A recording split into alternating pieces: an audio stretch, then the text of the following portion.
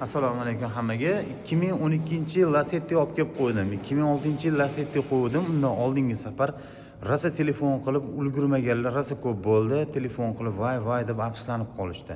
Mana sizlar afsuslanmasligingiz uchun yana bitta Lacetti olib kelib qo'ydim.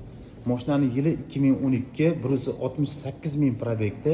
Mashina faqat benzinda harakatlangan. Mana shu kriloni kalenkasida bor, mana shu eshikda bor.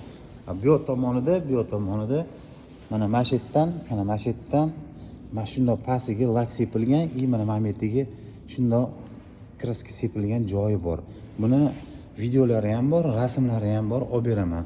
Mashina 168 ming yurgan. 168 ming yurgan.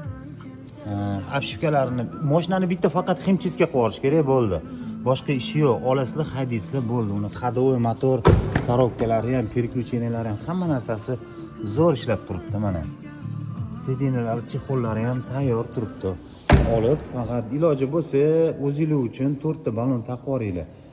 Boshlang'ich to'lovini 1700 qilib beraman.